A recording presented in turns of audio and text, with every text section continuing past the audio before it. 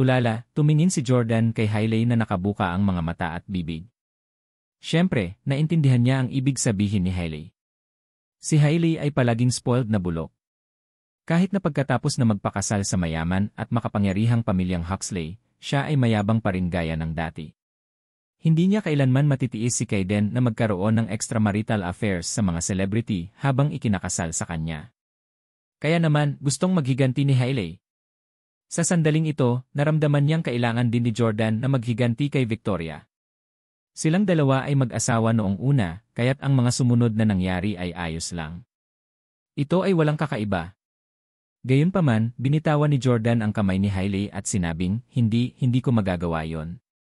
Maaaring nakatagpo lang si Victoria ng isang biglaang aksidente o naubusan lang ng baterya ang kanyang telepono. Hindi niya ako ipagkakanulo. Galit na galit si Hailey at itinaas niya ang kanyang makatarungan at malambot na kamay para bigyan ng mahinang hampas si Jordan sa balikat. Bakit ang tanga mo? Siya ay nawala upang hanapin ang kanyang lumang apoy. Paano siya matutulungan ng kanyang lumang apoy nang walang anumang kapalit? Si Kayden at ang matandang iyon ay nagbuhos ng maraming alak kay Victoria. Malamang lasing na siya ngayon at malamang dinala siya ng matandang iyon sa kwarto ng hotel. Nang marinig ang sinabi ni Hailey, naikuyom ni Jordan ang kanyang kamao habang namumula ang kanyang mukha. Ang pag-iisip ng eksenang iyon ay nagpalungkot sa kanya. Gustong-gusto niyang tanungin si Victoria at tanungin kung bakit gusto niyang pumunta at magmakaawa sa dati niyang apoy at kung bakit hindi na lang siya makapaghintay ng ilang araw pa. Sa lalong madaling panahon, ang ika-4 na kapatid na babae ni Jordan ay pupunta sa New York City upang pumalit bilang CEO ng Perry Express. Kapag ginawa niya ito, makakapagsimulang magtrabaho si Victoria sa Perry Express at mapromote sa posisyon ng CEO sa maikling panahon. Si Hailey ay desidido sa paghihiganti kay Kayden, ngunit wala siyang angkop na kandidato maliban kay Jordan. Kaya naman, ipinagpatuloy ni Hailey si Jordan. Jordan, napakabait mo lang. Kaya ka binubuli ng mga babae, alam mo ba? Pinaglalaruan ka lang ni Victoria Clark. Alam mo ba kung bakit niya hiniling na maging boyfriend ka niya? Lahat ng ito ay dahil sa sobrang bait mo. I've betrayed you, pero mapapatawad mo pa rin ako. Hinahangaan lang ng mga babae ang mga lalaking tulad mo. Nagdesisyon siyang ligawan ka dahil sa iyong mahusay na personalidad. Galit na galit si Jordan. Tumahimik ka. Pinatawad kita noon dahil nagsisinungaling ka sa akin at akala ko walang nangyari sa inyo ni Tyler. Wala namang kasalanan o nahihiya si Hailey. Napakagulible mo pagdating sa babae. Siyempre, magsisinungaling ako sa iyo. How dare you date a 30-year-old woman like Victoria Clark? Paglalaruan mo lang siya. Pareho silang nagalit. Pagkatapos ng ilang sandali ng katahimikan, nagpatuloy si Hailey, "Oh, I get it, hindi naman sa ayaw mong maghiganti kay Victoria, pero takot ka lang sa asawa ko, di ba?" "Oh, bakit ako matatakot kay Kayden?" Humalakhak si Jordan. Walang ideya si Hailey kung ano ang ginawa ni Jordan sa kanyang asawa. Si Jordan ang dahilan ng pagkabaog ni Kayden, ngunit siyempre, hindi na kailangang ipaalam kay Hailey ang tungkol sa bagay na ito pansamantala. Ani Hailey, kung hindi ka natatakot, ano ang dahilan? Naaalala mo pa ba noong kasal pa tayo, at binugbog mo si Kayden hanggang sa maospital siya? Naaalala mo ba kung paano ako nagbibihis ng maliwanag sa umaga araw-araw at pumunta sa ospital para humingi ng awa sa kanya? At hindi ako natatakot na sabihin sa iyo na siya at ako ay magiging intimate sa ward tuwing bibisitahin ko siya. Hindi niya sinabing ako ang asawa mo. Ngayong asawa na ako ni Kayden, ayaw mo bang maghiganti sa kanya?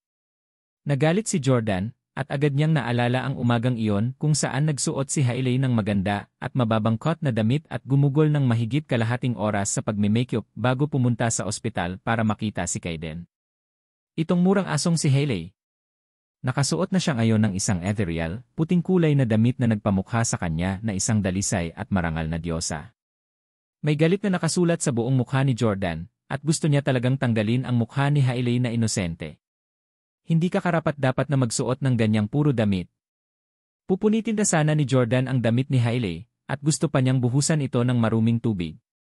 Ang pagmamahal ni Hailey sa kanyang mga damit ay kasing ganda ng mga manliligaw na mahilig sa alagang hayop para sa kanilang mga alagang hayop. Siya frantically umatras lamang upang madapa at mahulog. Nang makitang mahuhulog na si Hailey, bahagyang nag-alala si Jordan sa kaligtasan ng fetus na dinadala niya at mabilis na inabot ito para hawakan. Itinukod niya ang kanyang sarili sa lupa gamit ang kanyang kanang kamay, at sa kabutihang palad, hindi siya nahulog. Pumikit si Jordan at nakahinga ng maluwag. Magiging talagang mahirap ang mga bagay kung siya ay mahulog at saktan ang fetus. Sa sandaling ito, sinamantala ni Hailey, na desididong maghiganti kay Kaiden, para bigyan ng ilang mabilis na halik si Jordan. Inisip ni Jordan ang kasalukuyang sitwasyon ni Victoria at hindi siya umimik tungkol dito. Gayunpaman, hindi niya hinayaang magpatuloy si Hailey. Hindi nagtagal, inalalayan niya ang kanyang sarili sa lupa gamit ang kanyang kanang kamay at tinulungang makatayo si Hailey. Pagkatapos bumangon si Hailey, mas nasiyahan siya at tumigil sa panggugulo kay Jordan. Sa halip, naglibot siya sa bahay nina Jordan at Victoria. Hindi naman masama ang palamuti dito. Magkano ang binili mo sa villa na ito? Hawak ang baso ng tubig sa kamay at humigop ng tubig ng maluwag, iniskan ni Hailey ang kanyang paligid sa sala. She was totally behaving like she was the mistress of this house. Hindi siya sinagot ni Jordan at simpleng sinabi, gabi na.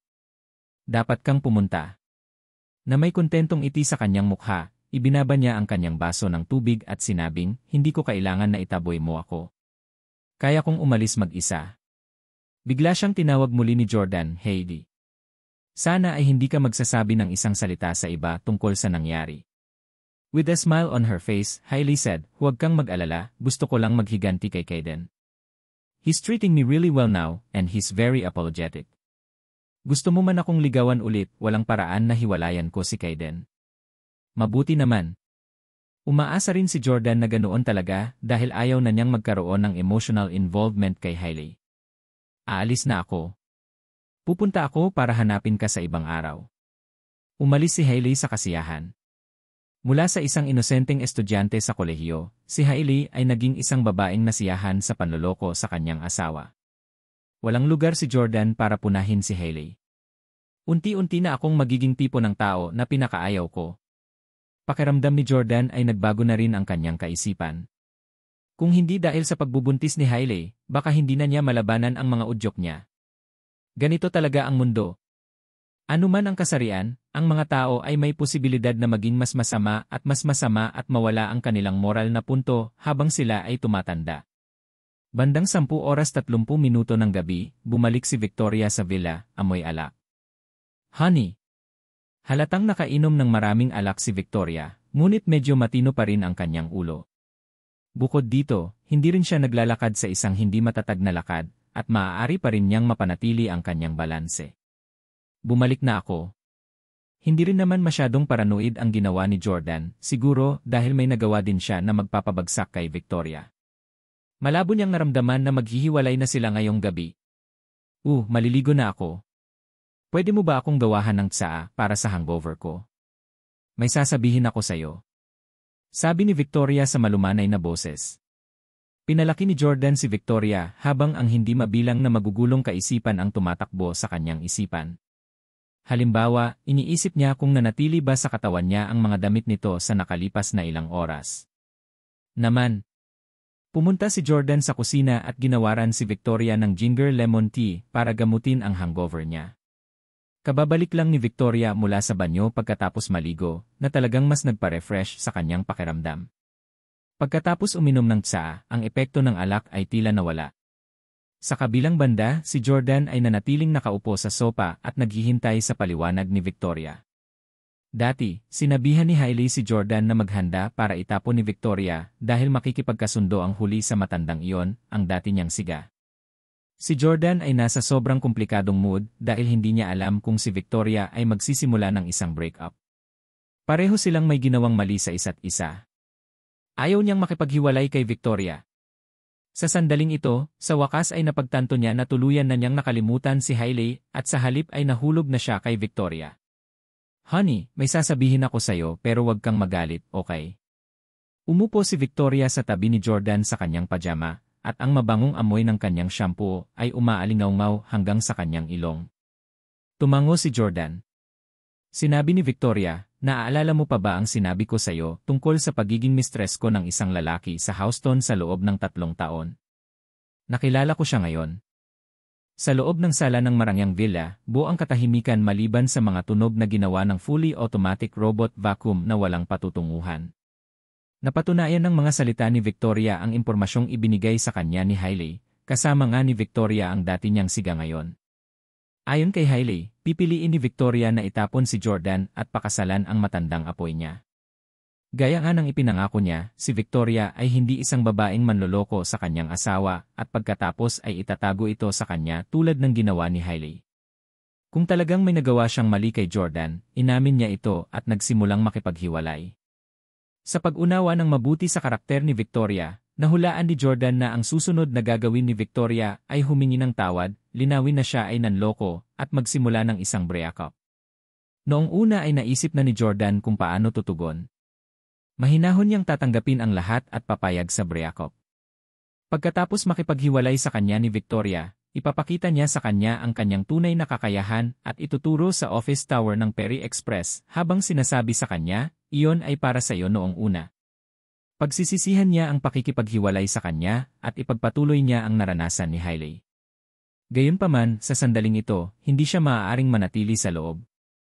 Kahit na siya ay gumugol lamang ng isang nakakabaliw na 30 minuto sa silid tulugan kasama ang kanyang napakarilag na dating asawang si Hailey, wala siyang kahit nakatiting na emosyonal na kalakip kay Hailey ngayon.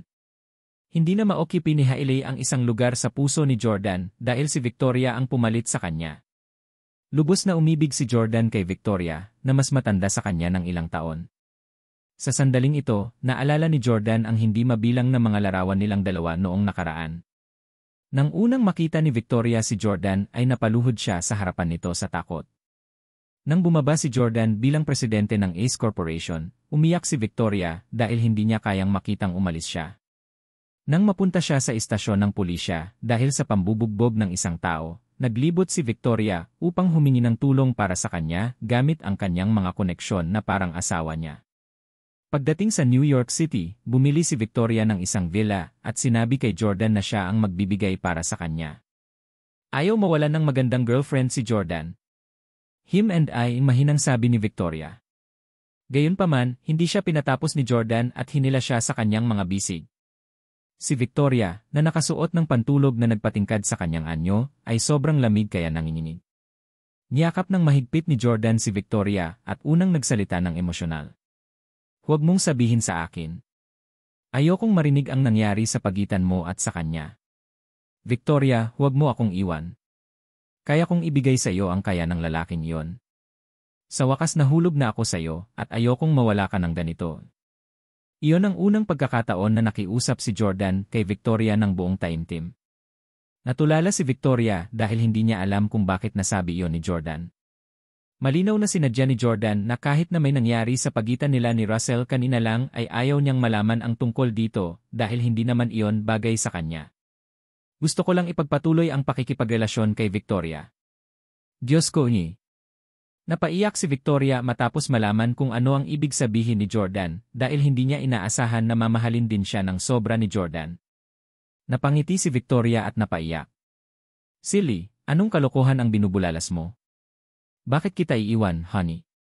Iginalaw ni Jordan ang kanyang katawan at tumingin kay Victoria. Tanong niya, hindi ka ba magsisimulang makipaghiwalay sa akin? Nahuli na naman si Victoria sa pagitan ng pagtawa at pagluha. Bakit ako makikipaghiwalay sa'yo? Mahal na mahal kita at napakahirap para sa akin na ligawan ka. Paano ako makikipaghiwalay sa'yo? Ngunit ikaw at ang lalaking iyon. Medyo nalilito si Jordan. Hindi kaya totoo ang sinasabi ni Hailey na itatapon ako ni Victoria?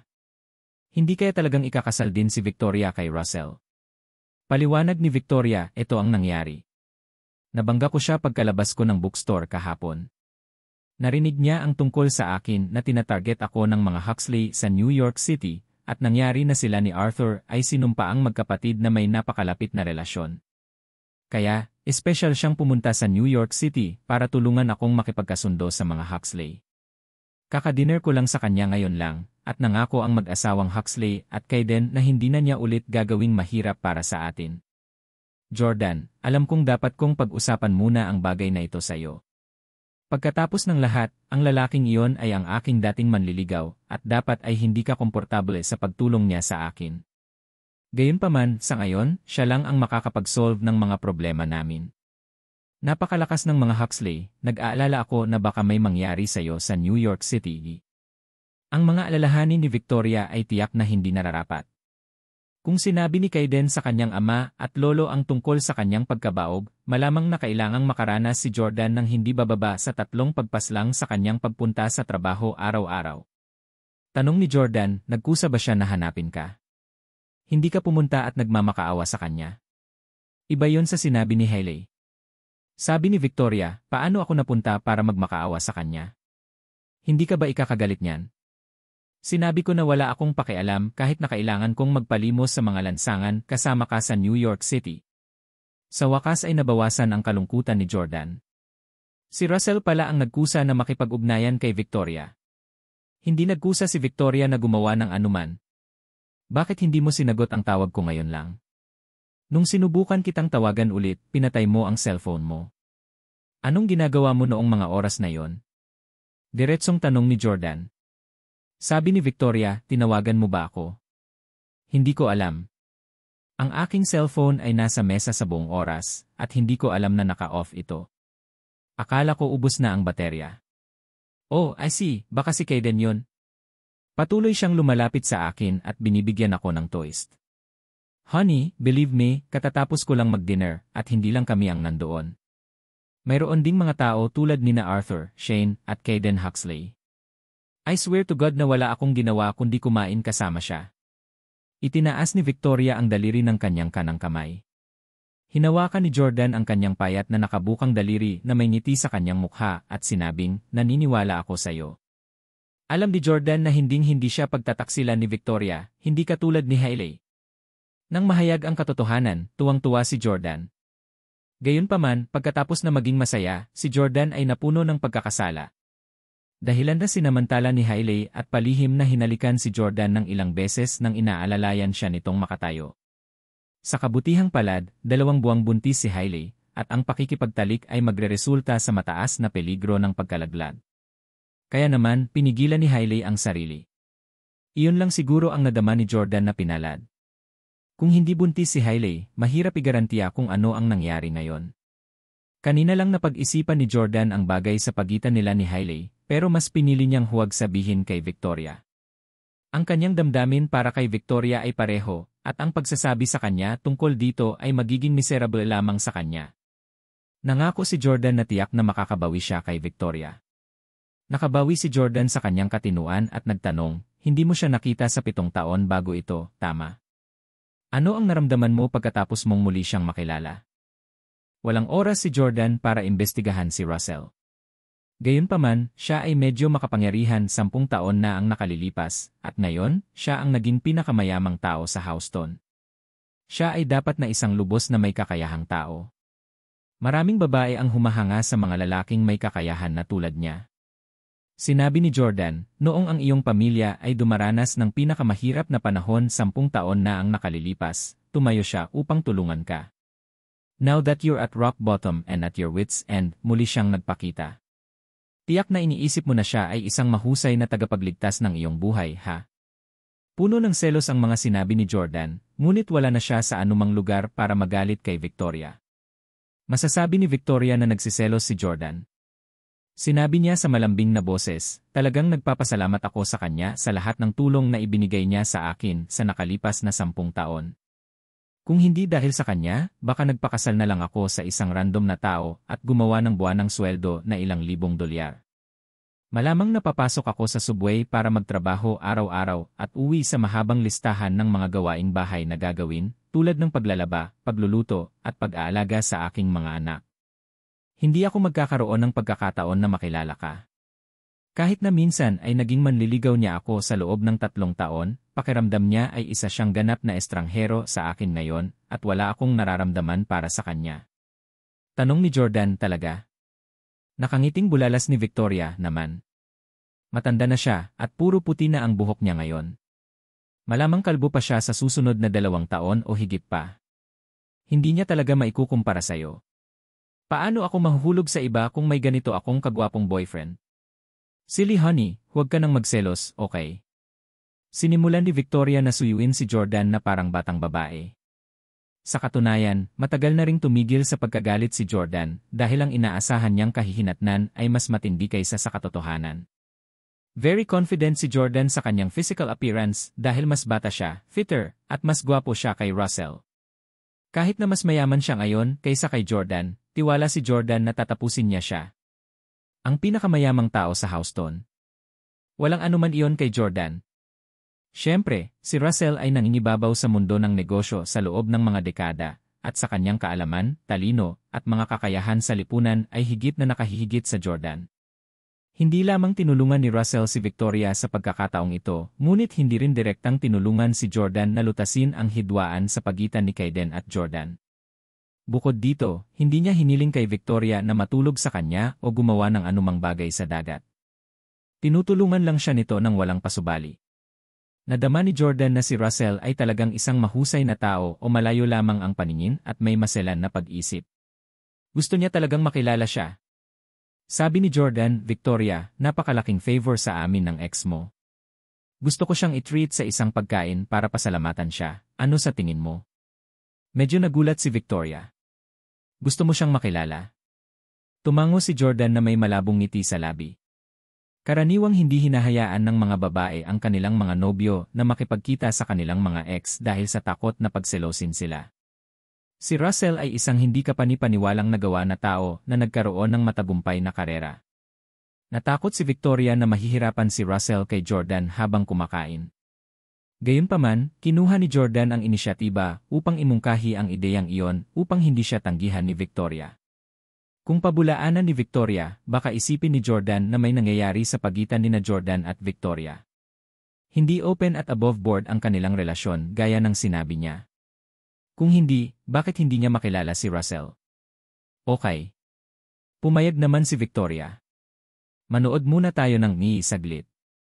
Nag-refresh na naman ako after drinking the hangover tea that you made me, sabi ni Victoria. Naman. Ngumiti si Victoria at bumangon. Binuksan niya ang AC at bumalik sa sopa, kung saan inakbayan siya ni Jordan habang nanonood sila ng AC. Nagkataon na ang New York City ay nagpapalabas ng isang sikat na teleserye na pinagbibidahan ng paboritong aktor ni Victoria bilang male lead. Wala sa kanila ang nakapanood ng drama series, at pareho silang nabihag matapos manood ng ilang minuto. Ang kwento sa pagitan ng lalaki at babaeng bida ay halos kapareho ng sitwasyon nina Jordan at Victoria. Ang lalaking lead ay walang pera, habang ang babaeng lead ay ang senior executive ng isang mayaman at magandang kumpanya, tulad ni Victoria. Gaya ni Victoria, manliligaw din siya ng isang mayaman at may edad na lalaki. Nagkataon lang na nagbalik ang mayaman at ang nakatatandang lalaki sa episode na ito sa hangaring manligaw muli sa babaeng lead. Siya pa nga ang nagkusa na tratuhin ang lalaking lead sa isang pagkain. Nang makita ni Victoria ang eksena sa hapunan, kinabahan siya, kaya nanigas siya sa mga bisig ni Jordan, na parabang ang mga lalaki sa eksena ay sina Jordan at Russell. Sa eksena, sinabi ng mas mayamang matanda sa male lead, "You don't deserve to be with Jenna, female lead, at all. Magiging lonely lang siya sa'yo. May-ari ako ng kumpanya. Paano mo maihahambing sa akin?" Ang pagkain ay nakaset sa isang upscale western restaurant. Hindi umiinom ng alak ang lalaking lead at mura lang ang iniinom na beer. Siya ay may mababang pagpapahalaga sa sarili, at patuloy na umiinom ng beer habang galit na nakikipagtalo sa mayamang lalaki. Sa huli, ibinaba niya ang buong bote at buong pagmamalaking itinapon ang kanyang pera sa mesa. Pagkatapos sabihin, panatilihin ang pagbabago, umalis siya. Dahil sa sobrang nainom niya ay hindi niya napigilang masuka. Maingat na umalis ang mayamang matanda sakay ng kanyang Mercedes-Benz na 65. Nang makita niya ito, hindi na iwasang malungkot si Victoria. Ang balangkas ng dramang ito ay masyadong katulad ng kanyang kasalukuyang sitwasyon, kasama sina Jordan at Russell. Si Victoria at ang babaeng lead ay parehong senior executive ng isang matatag na kumpanya, tulad ng babaeng lead. Sa kabilang banda, si Russell ay isa ring mayaman at may karanasang lalaki na mas matanda pa at ginawa niyang may bahay ang babae. Maging ang mga sasakyang minamaneho nila ay magkaparehong gawa at modelo. Natatakot siya na ang eksena sa pagkikita nina Jordan at Russell ay pareho sa drama. Natatakot siya na si Jordan ay tumikim ng alak matapos siyang duraan ni Rusiling at pagalitan siya. Jordan, sa palagay ko hindi ka dapat kumain kasama siya. Biglang pinatay ni Victoria ang AC at saka tumingin kay Jordan. Nakangiting sabi ni Jordan, bakit? Nag-aalala ka ba na ako ay magiging tulad ng male lead ng palabas sa RIE, bumuo ng isang inferiority complex sa harap ng iyong dating kasintahan, at pagkatapos ay ilagay sa isang malakas na harap? Sa tingin mo malulungkot ako? Hindi sumagot si Victoria, ngunit talagang nag-aalala siya tungkol doon. Si Jordan ay wala ng pera habang si Russell ay isang multi-billionaire. Si Jordan ay isang lalaking may matinding pagmamalaki, kaya tiwala siya na mas mababa ang pakiramdam niya kay Russell. Ngumiti si Jordan at sinabing, huwag mong kalimutan na hindi alam ng lahat ang pagpapatalsik ko sa pamilya Steele. Magagamit ko pa rin ang status ko bilang saon ng Steele family para magpanggap sa harap ng ex mo. Kung gusto niyang ipagmalaki ang kanyang kayamanan sa harap ko, tiyak na makakaranas siya ng malaking dagok. Natawa si Victoria at biglang naalala na kanina lang, nakipag-video call si Jordan sa may-ari ng Louis Vuitton na ikinagulat ni Stella na hindi nakaimik. Tumango si Victoria at sinabing, pagdating ng panahon, maaari kang makipag-video call ulit sa boss ng Louis Vuitton para ipakita sa kanya kung gaano kakahanga-hanga. Ipakita natin sa kanya na ang social circle ng boyfriend ko ay puno ng bigwigs na kahit siya ay hindi niya alam. Makakaasa na si Victoria at hayaang makilala ni Jordan si Russell. Noon pa man ay minamaliit ni Russell si Jordan sa pag-aakalang isa lang siyang courier deliverer. Nais ding ipaalam ni Victoria kay Russell na ang kanyang kasintahan ay hindi isang bagay kundi isang napakahusay na lalaki. Sasabihin niya sa kanya na kalimutan ang tungkol sa pagpapakasal sa kanya sa loob ng 6 na buwan sa villa sa tabi ni Jordan at Victoria. Sa ilalim ng escort ng kanyang bodyguard, umuwi si Kaiden na lasing na tulala na may masayang ngiti sa kanyang mukha. Pagkabukas niya ng pinto, sinabi niya kay Hailey, haha, ginawa siyang cuckold. Nakonsensya si Hailey dahil ginamit niya lang si Jordan para makabalik kay Kaiden habang wala ito sa bahay. Ano? Anong pinagsasabi mo? Si Hailey ay nanonood ng AC sa sala, at nang makita niyang bumalik na si Kaiden, pinatay niya ang AC. Tumawa si Kaiden at sinabing, sabi ko ginawang cuckold na naman si Punk Jordan. Tragic ang buhay niya, haha kawawang bata, hindi niya ba alam kung ano siya? Magaling siya kung makikipag-date lang siya sa isang random na babae, ngunit kailangan lang niyang makipag-date sa mga magagandang dilag tulad mo at Victoria Clark. Haha, sinong gagawing cuckold kung hindi siya? Wala bang kasabihan sa internet? Ang mga lalaking walang pera ay hindi dapat magpakasal sa magagandang babae. Lasing na sabi ni Kaiden. Umupo na siya sa tabi ni Hailey at sinusubukang yakapin ito. Buntis si Hailey at naiinis siya sa amoy ng alak na naamoy ni Kaiden, kaya itinulak niya ito palayo. Paano ko malalaman? May sugat pa ang kamay mo. Bakit ang dami mo pang nainom?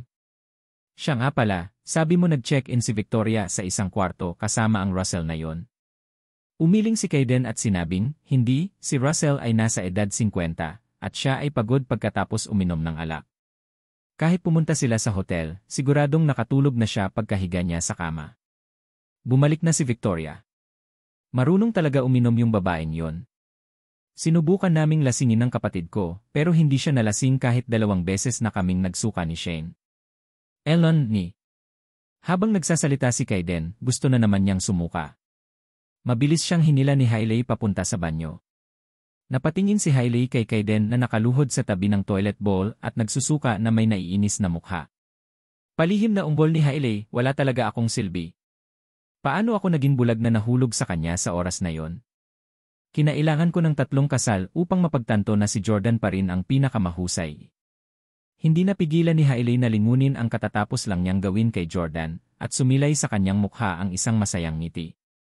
8:00 ng sumunod na araw, sabay na nag-almusal sina Jordan at Victoria. Nilaktawan ni Jordan ang trabaho ngayon dahil marami siyang kailangang ayusin. Habang kumakain ng almusal, tiningnan ni Victoria ang kanyang cellphone. Sinulyapan ni Jordan ang screen ng telepono ni Victoria at nakita niyang nagbabrowse siya ng ilang restaurant sa internet. Tanong niya, ano ang tinitingnan mo? Sabi ni Victoria, ayaw mo bang i-treat si Russell sa hapunan ngayon? Tutulungan kitang pumili ng restaurant. Napakapiko ng taong iyon. Mababa ang tingin niya sa iyo kung masyadong mediocre ang restaurant na pipiliin mo. Sinabi ni Victoria na hindi kailangang mag-alala ni Jordan tungkol sa pera dahil ililipat niya sa kanya ang mga pondo para sa isang tab sa alinman sa mga pinakamahal na restaurant sa New York City. Ngumiti si Jordan at sinabing hindi naman kailangan. Nakapili na ako ng restaurant. Ha? Kailan mo ito pinili? Saang restaurant ka nagpareserba ng upuan? Ibinaba ni Victoria ang kanyang telepono at nagtanong. Sabi ni Jordan, Hudson River. Hindi naman nagulat si Victoria, naku, restaurant area yon sa tabi ng ilog. Gusto ko rin mag-book ng upuan doon. Aling restaurant ang napili mo? Ibinaba ni Jordan ang kanyang mga kubyertos at ipinaliwanag, hindi ito isang restaurant sa tabi ng ilog kundi sa ilog mismo. Sa ilog? May restaurant ba sa ibabaw ng tubig? Nataranta agad si Victoria. Maghahapunan tayo sa isang yacht, sabi ni Jordan. Biglang natauhan si Victoria. Naku, alam ko, parang isa sa mga dinner cruise sa ilog, di ba? Tingnan natin, parang pwede ka rin magrenta ng private yacht doon. Ito ay medyo magastos, ngunit hindi mo kailangang mag-alala tungkol sa pera. Dahil gusto mo, mag-book tayo ng lugar doon. Nadama ni Victoria na ang lugar na pinili ni Jordan ay medyo malikhain. Ang pagtangkilik sa isa sa mga pinakamagandang tanawin sa gabi sa mundo, habang tinatangkilik ang pagkain ay talagang isang high-end na pamumuhay na maaaring hindi rin naranasan ni Russell. Kaya naman, tinawagan ni Victoria si Russell. Uy, hindi ka naman masyadong uminom kahapon tanong ni Victoria. Nakaugalian ni Russell na gumising ng maaga at nagsimula na siyang magtrabaho sa presidential suite ng Peninsula Hotel sa sandaling ito. Ay, hindi, sobrang tagal na rin mula noong nakita kita, at nasiyahan ako sa pag-inom sayo. Tinanggal ni Russell ang kanyang nearsighted glass at dumungaw sa bintana. Well, gusto ka ng boyfriend ko i-treat sa dinner para pasalamatan ka sa pagtulong mo sa kanya na makipagkasundo sa mga Huxley. May oras ka ba? Tanong ni Victoria. After she asked that question, she was actually hoping na hindi siya sasagutin ng. Alam niya na si Russell, isang taong may maraming karanasan sa buhay, ay may napakaraming paraan para harapin ang isang kabataang tulad ni Jordan. Malaki ang posibilidad na si Jordan ang magkusa na makipaghiwalay kay Victoria pagkatapos kumain kasama si Russell. Katulad lang ng plot ng drama na napanood nila. Si Russell, na nasa hotel, ay nagulat na sinabi, ang batang lalaking iyon na kadate ni Victoria ay talagang may lakas ng loob na imbitahan ako sa hapunan. Sa katunayan, kahit na hindi pinaalis ni Jordan si Russell ang nagkusa na anyayahan siya. Katulad ng sa mga drama, ang matatandang lalaki na ito ay nakipag-usap ng mahinahon sa kanilang nakababatang karibal sa pag-ibig at gagamit ng lahat ng uri ng baluktot na lohika para iparamdam sa kanila na hindi sila karapat-dapat sa isang babaeng tulad ni Victoria sa hangarin na gawin silang malay sa sarili at umatras. Kahit sinong lalaking nagmamalasakit sa kanyang pride at dignidad ay hindi kayang panindigan ito. Kung ang isang lalaki ay walang respeto sa sarili, hindi niya iiwan si Victoria anuman ang sinabi ni Russell. Sa kasong iyon, kailangan niyang mag-resort sa pagbabanta sa kanya. Tumawa si Russell at sinabing, may oras ako. Saan? Hudson River, sabi ni Victoria. Oh, Hudson River. Isang pribadong yacht. O ito ba ay isang sightseeing cruise na may daan-daan o libu-libong tao? Kung ito ang huli, papasa ako. Ako man lang ang presidente ng isang nakalistang kumpanya. Hindi ko kayang ipahiya ang sarili ko ng ganyan. Mababa ang tingin ni Russell kay Jordan at kumpiyansa na wala siyang attributes maliban sa gwapong kagwapuhan nito. Kaya naman, naisip niya na malamang na pumili si Jordan ng isang mababang klaseng lugar. Sabi ni Victoria, isa itong pribadong yacht. Nakasimangot pa rin si Russell. Ang ibig mong sabihin ay yung tipong pwedeng rentahan ng ilang libong dolyares, di ba? Nakita ko na ang mga yon. Sila ay medyo sira-sira at hindi malinis. Ang mga kagamitan sa loob ay hindi napalitan ng maraming taon. Paano ito? Dahil gusto niyang kumain sa yate para ma-enjoy ang kagandahan ng ilog habang kumakain, magpapasakay ako ng yate. Mayroon akong yacht na nagkakahalaga ng 8 milyon. Ito ay nangyayari sa New York City. Mag-dinner tayo sa yacht ko mamayang gabi. Parang nahihiya si Victoria. Si Russell, boyfriend ko, ang nag-initiate ng dinner ngayon, kaya dapat siya ang magdedesisyon sa lugar. Ano ang ibig mong sabihin na gusto mong itaboy ang iyong yacht? Sabi ni Russell, Victoria, kilala mo ako, hindi ako pupunta sa mga lugar na masyadong mababa ang klase. Lagi akong ganito sa paglipas ng mga taon. Mag-isip ka lang para sa akin. Sa tingin mo ba ang isang masamang yete na nagkakahalaga ng 10,000 dolyar ay karapat-dapat sa aking pagkakakilanlan? Putulin mo. Ito ang aking treat ngayong gabi. Magpakita ka lang sa Hudson River kasama ang iyong kasintahan. Kung talagang awkward siya, dalhan mo na lang siya ng alak. Nakaayos na. Kailangan ko nang umalis. Pagkasabi nun ay ibinaba na ni Russell ang telepono, hello. Ibinaba na ni Russell ang tawag, at halata niya sa ekspresyon ni Victoria na hindi siya kontento sa kinalabasan nitong pag-uusap sa telepono. Si Russell ay isang multi-billionaire, at ayaw ni Victoria na ipagmalaki niya ang kanyang kayamanan at kapangyarihan sa harap ng Jordan. Kung hindi, ang sinumang tao ay magkakaroon ng isang inferiority complex. Dumating si Victoria sa kusina, kung saan inilagay ni Jordan ang mga plato at mangkok na ginamit niya sa loob ng automatic dishwasher. Lumingon si Jordan at nakitang si Victoria pala ang nakatayo sa likuran niya. Tinanong niya, tapos ka na ba sa tawag? Tumango si Victoria, ngunit tila hindi siya masaya. Jordan, medyo malinis si Russell, at sa tingin niya ay hindi sapat ang yate na inihanda mo, kaya plano niyang itaboy ang kanyang yate. Okay lang ba kung sa yate niya tayo maghapunan ngayong gabi? Maaari tayong magdala ng mamahaling alak. Sa tingin niya ay hindi sapat ang yate na ihahanda ko. Natatakot ba siya na ang yate na inihahanda ko ay hindi maging karapat-dapat sa kanyang katayuan bilang pinakamayamang tao sa Houston? Ha? Humalakhak si Jordan sa pang-aalipusta. Walang ideya ang walang alam na si Russell kung anong uri ng yate ang inihanda ni Jordan ngayong gabi. Gusto niyang i-drive ang kanyang yate papunta sa Hudson River. Ha, kaya niya ba? Na-charter na ng Jordan ang Hudson River para sa gabi. Galit ka ba? Bakit hindi tayo pumunta mamayang gabi? Nang makitang nanunuya si Jordan, alam ni Victoria na hindi siya nasisiyahan kay Russell sa ginawa niyang iyon. Sabi ni Jordan ay ayos lang ako. Pag-usapan natin ito pagdating natin doon mamayang gabi. Ang yate na inihanda ko ay hindi masyadong masama. Baka magustuhan niya. Sa katunayan, inihanda na ni Jordan ang lahat ng maliwanag sa umaga. Gayunpaman, nais ni Jordan na sorpresahin si Victoria sa gabi, kaya nagpasya siyang huwag munang sabihin sa kanya pansamantala. Sa 5:30 sa pier ng Hudson River.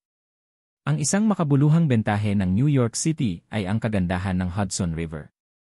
Sa makatuwid, ang pagsakay sa isang bangka sa Hudson River sa gabi upang humanga sa magagandang tanawin at world-class na skyline ay isang dapat gawin para sa lahat ng mga turista at bisita ng New York City. Magkakaroon ng mahabang pila sa pier ng Hudson mula 5:30 IAS pataas araw-araw. Gayunpaman, bagamat marami rin ang mga tao ngayon, wala ni isa sa kanila ang nakapila. Sa halip, silang lahat ay nagtipon-tipon at walang humpay na sumisigaw. Anong nangyayari? Bakit walang ticket sales ngayon? Gusto kong bumili ng cruise ticket. Ano ang silbi ng pagbili ng mga tiket kung walang isang bangka na maaari nating sakyan? Maraming tao ang nagsama-sama. Nais nilang lahat na makakuha ng mga tiket para sa isang pamamasyal na cruise at tamasahin ang magandang tanawin ng ilog kasama ang kanilang mga kaibigan, manliligaw at miyembro ng pamilya. Gayunpaman, walang benta ng tiket ngayon. Bakit walang ticket sales ngayon? Dapat may paliwanag. Narinig ko na ang Hudson River ay hindi bukas para sa anumang mga bangka o barko ngayon dahil ito ay tila na charter ng sayon ng isang mayamang pamilya. Sino ba namang mayaman yan? Kaya niya talagang charter ang Hudson River. Magkakaroon ng ilang cruise ship dito gabi-gabi at may mga nakasponsor na advertisement poster na nakaplaster sa lahat ng ito. Ang ilan sa mga sponsor ay kinabibilangan ng mga pangunahing bangko at kumpanya ng seguro. Para sa kapakanan ng pag-arkila ng buong Hudson River upang maiwasan ang mga turista na abalahin siya at si Victoria, gumastos si Jordan ng halos $1,000,000 para bayaran ang mga advertiser at sponsor para sa kanilang mga pagkalugi. Siyempre, ang pera na ito ay itinuturing na money sa Jordan. Sa sandaling ito, si Russell, na nakikipag-usap sa kanyang kasosyo, ay nakatanggap din ng isang tawag sa telepono. Mr. Miller, ang iyong yate ay ipinagbabawal na maglayag sa Hudson River. Remaining calm and composed, Russell said, ay, ayos lang, ipapaalam ko lang sa mga nakatataas. Maghintay ka lang doon ng ilang minuto. Gayunpaman, matapos ibaba ang tawag, tinawagan muna ni Russell si Victoria. Victoria! Ha? Ano ang mali? May appointment kami sa alas 8. Ipagpapaliban mo na naman? Naku, hindi, makakarating ako ng alas 8 ng husto, ngunit nakatanggap lang ako ng balita na ang Hudson River ay sarado sa publiko ngayon, at lahat ng pamamasyal na cruise, kabilang ang mga pribadong yacht, ay ipinagbabawal na pumasok. Ha? Napabuntong hininga din sa gulat si Victoria na hindi alam ang totoo. Sabi ni Russell, pwede kayong pumili ng ibang lugar. Ipadala sa akin ang pangalan at lokasyon ng restaurant pagkatapos mong magdesisyon. Matapos ibitin ang tawag, umiling si Russell at nalungkot kung gaano ito kakaiba. Alas negatibo 7:30 ng gabi, magkahawak kamay ang pagdating nina Jordan at Victoria sa pier ng Hudson River. Gabi na noon, at walang mga bituin sa langit, ngunit ang mga bituin ay lubos na hindi kailangan sa maunlad na lugar na ito. Bueno, ang mga bituin ay hindi kasing ganda ng mga matingkad na ilaw ng mga skyscraper na tumatayog sa mga ulap. Para sa marami, ang mga magagarang at kumikinang na mga ilaw ay ang pinakamagandang bituin. Jordan, bakit mo pa ako dinala dito? Sinabi ni Russell na ang lugar na ito ay sarado sa publiko ngayon, at kahit ang kanyang yacht ay hindi makapasok. Mas mabuting pumili tayo agad ng lugar. Dapat ay dumating na si Russell. Nakasuot ng pulang damit, mukhang marangal at kaakit-akit si Victoria. Medyo mataas ang stilettos niya ngayon, at dahil sa anggulo, parang kasing tangkad siya ni Jordan, o mas matangkad pa sa kanya. Alam ni Victoria na si Russell ay mabilis sa oras. Kung makakapili pa si Jordan ng restaurant sa oras ng kanilang pagkikita sa alas 8, at silang tatlo ay kailangang dahan-dahang maghanap ng makakainan. Siguradong hindi matutuwa si Russell. Para sa kanya, ang oras ay pera, at talagang maiinis siya sa ugali ni Jordan. Mababa ang tingin niya sa kanya dahil doon. Maaari rin siyang magsabi ng walang kabuluhan o ay highlight ang malaking pagkakaiba sa pagitan ng halaga ng oras para sa mayaman at para sa mahihirap. Mahigpit na hinawakan ni Jordan ang kamay ni Victoria nang hindi binibitawan. May ngiti pa rin sa kanyang mukha, nalubog siya sa komportableng pakiramdam ng ninanamnam ang malamig na simoy ng hangin. Victoria, ilang beses na akong nakapunta dito kasama si Hailey, at maraming tao sa lahat ng oras. I really hate crowds. Dahil ang ilog ay sarado sa publiko ngayon, ito ay hindi gaanong matao. Ang galing! Nang makita kung gaano ka-relax si Jordan, nataranta si Victoria. Sabik niyang pinutol, pumili ka kaagad ng kainan. Nakangiting walang sinasabi si Jordan. Binigyan din niya ng malaking kahalagahan ang pagkain ngayon. Sa halip na kanyang karaniwang kaswal na kasuotan, pinili niya ang disenyong damit na pangnegosyo. After another 20 minutes, dumating si Russell ng 7:50 yan. Maayos ang pananamit ni Russell, at mayroon siyang kahanga-hangang aura.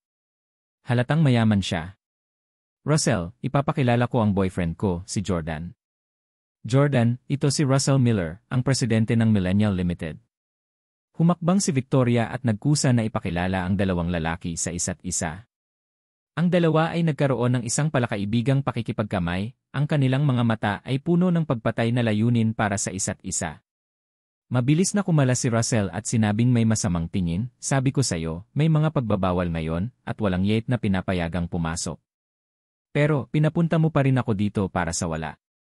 Hoy, Jordan, ang iyong oras ay hindi nagkakahalaga ng marami, ngunit alam mo ba kung gaano karaming pera ang mawawala sa akin kung mag-aaksaya ka ng hindi bababa sa kalahating oras ng aking oras? Sa mismong sandaling iyon, isang hindi kapani-paniwalang marangyang yacht, na hindi pa nakita ng sinuman, ay lumitaw sa Hudson River. Nagdulot ito ng malaking kaguluhan nang magsimulang maghiyawan ang mga tao sa tabi ng ilog. Si Russell ay isang tuso at matalinong negosyante na matagal nang nasa lipunan. Kaya naisip niya na ito ay isang piraso ng cake para sa kanya upang harapin ang isang punk tulad ni Jordan. Sa katunayan, hindi alam ni Victoria na ginawa ni Russell ang isa pang magandang estudyante sa kolehiyo bilang kanyang jowa matapos siyang iwan dahil hindi niya kinaya ang kalungkutan. May nobyo ang college student noong mga oras na yon, kaya inaya siya ng karanasang si Russell. Sa ilang salita lang, napaluha kaagad ang binata mula sa karaniwang pamilya. Nagkusa siyang sumuko sa dalaga. Kaya naman, sa palagay ni Russell, malapit nang magduda si Jordan sa buhay pagkatapos niyang salakayin, tulad ng binatang iyon. Gayunpaman, ngayon, ang senaryo ay lubos na kabaligtaran. Napatalon sa tuwa si Victoria nang makarating sila sa pool, at gulat na napatingin ito sa harapan niya. Wow, ang ganda ng design ng pool. Ang kulay ng tubig ay katulad ng sa dagat. Iyan ay isang astig na visual effect. Simple lang yan. Kung gusto mong tingnan ang dagat sa yate, maaari nating dalhin ang yate sa isla at ibalik sa bigwig na iyon bago sumakay ng eroplano pabalik, nakangiting sabi ni Jordan. Mabilis na tinanggal ni Victoria ang kanyang mga stilettos at umakyat sa hagdan na bato na may masayang ngiti sa kanyang mukha. Jordan, kukunan mo ba ng litrato ang aking back view? Naman. Nilabas ni Jordan ang phone niya at kinuhanan ng picture ang likod ni Victoria. Iniwas ni Victoria ang kanyang magagandang mahabang buhok sa gilid at hinawakan ang kanyang mahabang palda gamit ang dalawang kamay na nagpapakita ng kanyang mahaba at makatarungang mga binti. Ang kanyang napakarilag na figura at malabo na likod ang nagpatulala kay Jordan at Russell. Victoria Lee. Gulat na pinagmamasdan ni Russell si Victoria sa iba't ibang pose para sa kamera at hindi niya maiwasang malunok ang kanyang laway. Naalala niya ang 3 taon na pag-aari niya muli si Victoria. Gayunpaman, sa 3 taon na yon, si Victoria ay ganap na tulad ng isang maliit na batang babae na kulang sa mature na pagkababae na mayroon siya ngayon. Kailangan ko siyang bawiin. Akin na si Victoria. Lihim na nagmura si Russell. Sa sandaling ito, hindi lang sina Jordan at Russell ang nakatitig kay Victoria. Ang mga turista at mga nanonood sa tabi ng ilog ay nakatitig din sa kanya. Kinuha pa ng ilan ang kanilang mga binocular. Oh my God, may isang napakagandang binibini na paparating sa deck, at may isang lalaki na kumukuha ng litrato sa kanya. Isang matandang lalaki ang nakatayo sa likuran nila. Malamang ama niya. Anong mayamang pamilya? Ibigay mo sa akin ang binocular. Tignan ko rin. Hindi nagtagal, nagkaroon ng kaguluhan sa tabi ng ilog. Mabilis, tingnan mo, narito ang asawa ng bansa. Hindi ba yan ang mayamang son, Mr. Quill? Nandito din siya. Bakit nandito lahat ng mayayamang son? Haha, parang hindi sila ang pinakamayamang son, kundi ang binatang iyon sa yacht.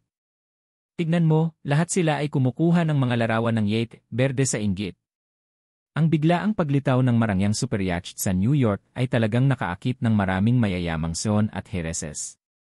Sa sandaling ito, nakita rin ni Hailey na nasa Jade Villa ang yacht sa mga larawang ipinost ng iba sa Instagram.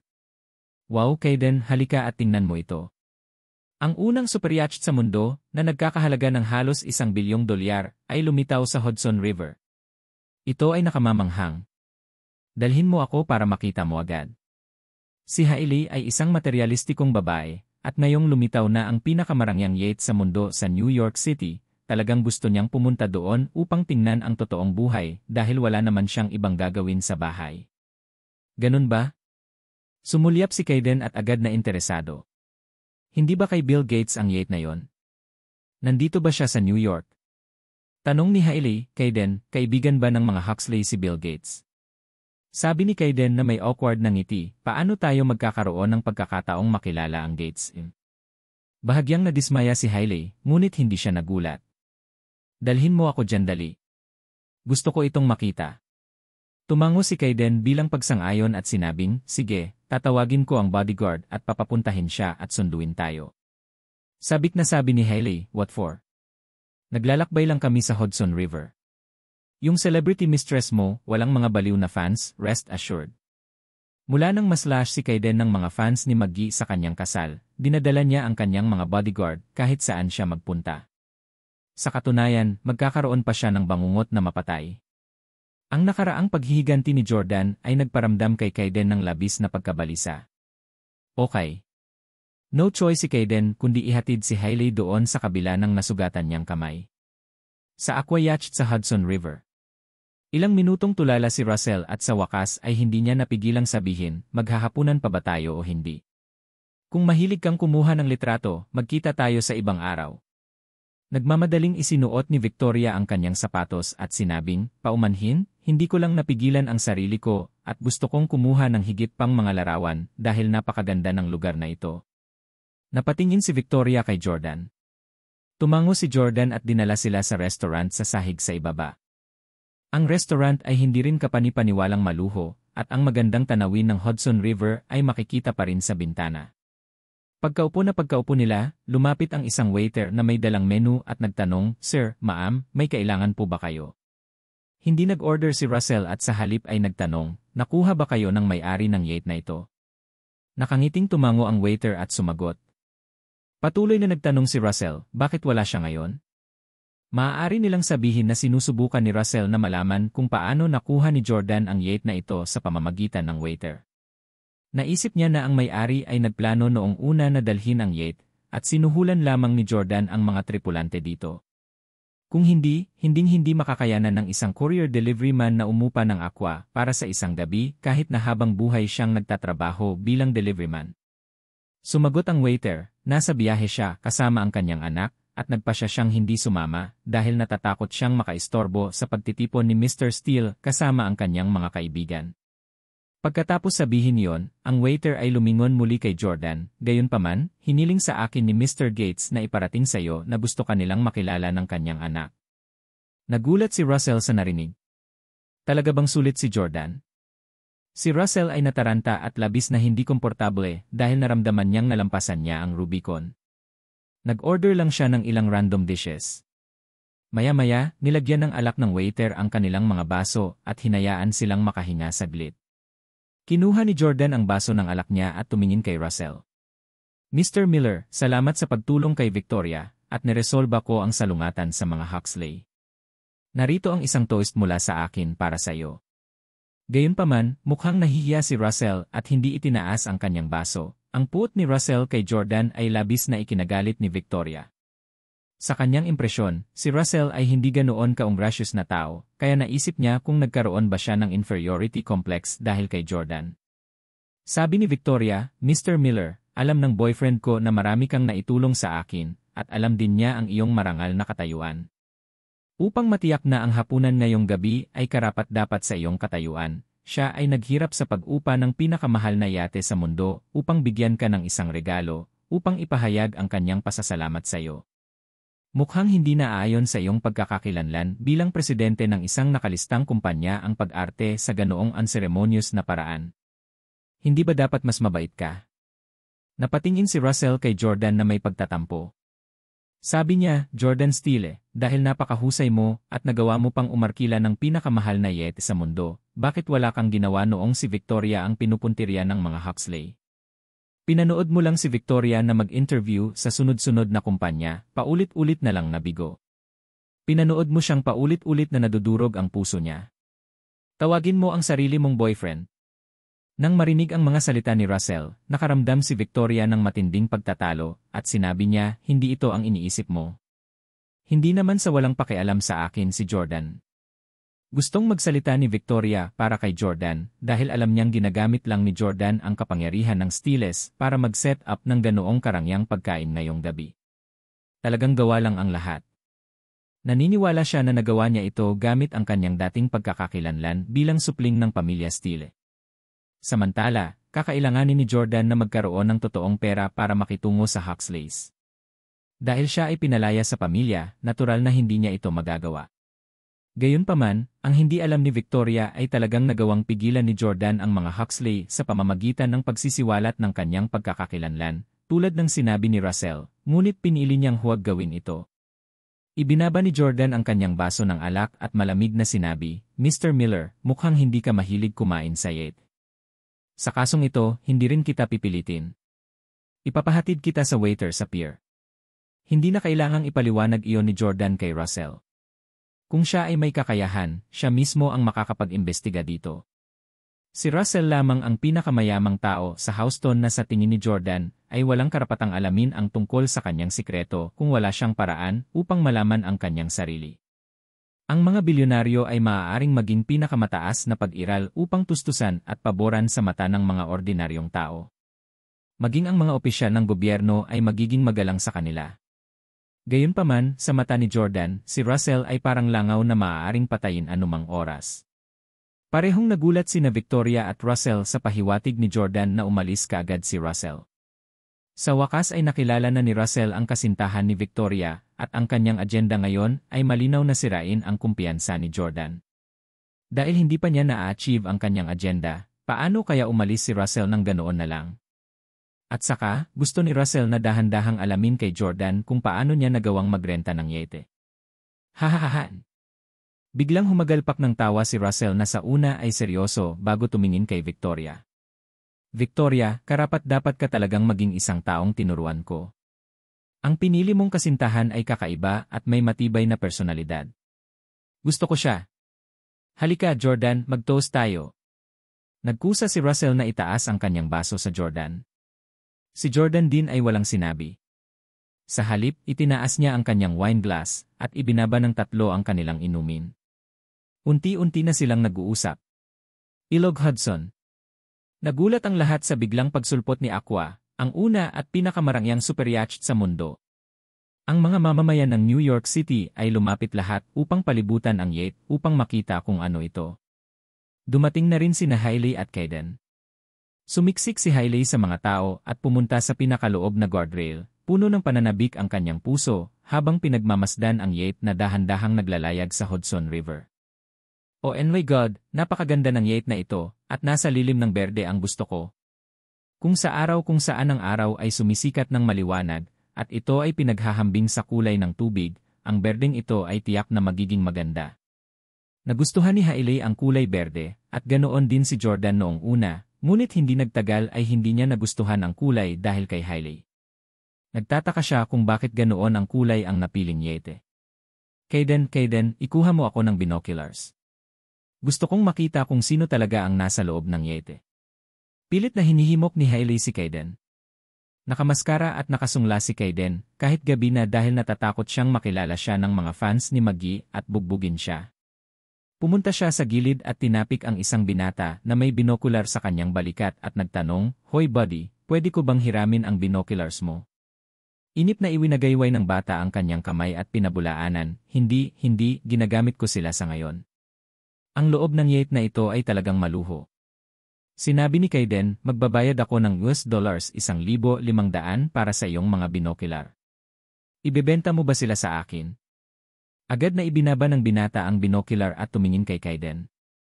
$1,500? Sigurado ka? Ayaw ituloy ni Kayden ang pag-aaksaya ng hininga. Ilabas mo ang cellphone mo. Ililipat ko sa iyo.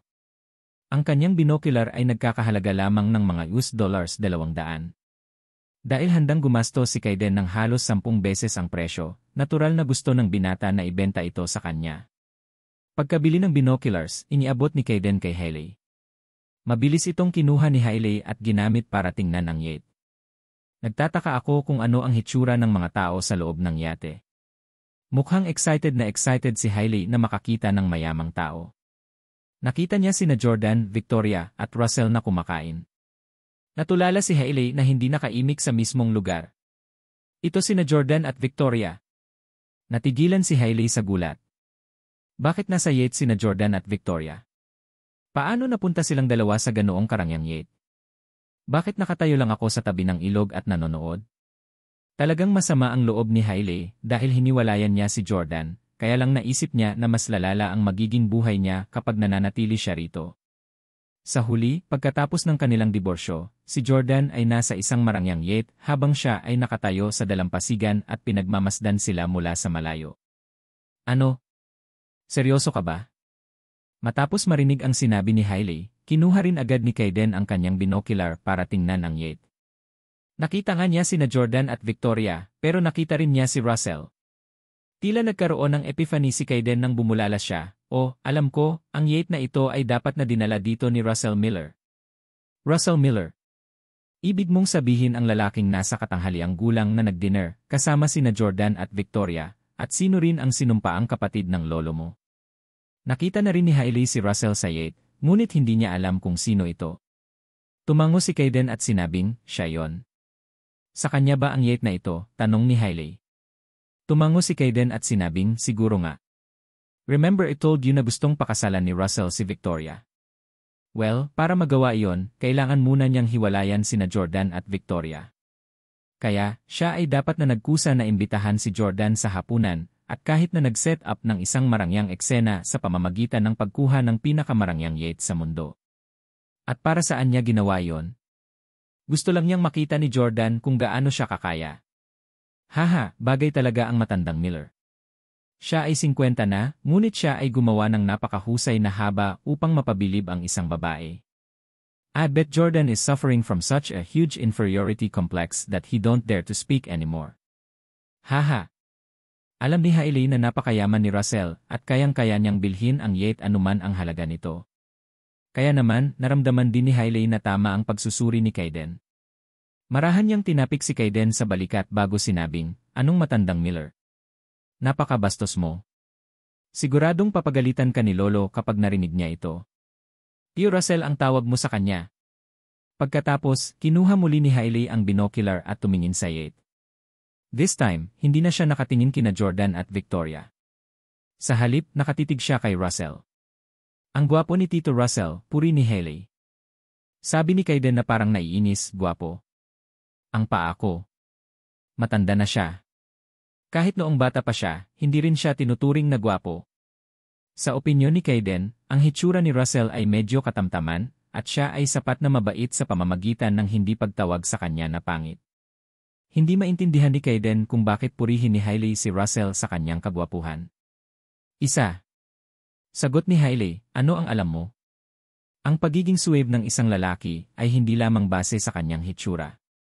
Tingnan ang kahangahangang aura ni Uncle Russell at ang dominanteng paraan na kinokontrol niya ang sitwasyon sa hapagkainan. Napaka-charming niya." Sa paglingon ni Hailey kanina, hindi niya akalain na dala pala ni Russell ang alindog ng isang mature at dominanteng lalaki.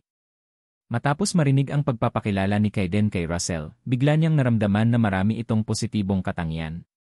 Maraming kababaihan ang may posibilidad na makahanap ng mayaman at makapangyarihang mga lalaki na kaakit-akit at kaakit-akit kahit na sila ay karaniwang hitsura o pangit.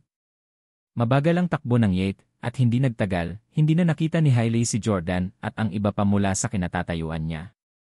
Ibinaba ni Hailey ang binocular at lihim na naisip, "Kawawang Jordan, ipapahiya siya ni Russell ngayon. I wonder if he'll break up with Victoria pagbalik niya mamayang gabi.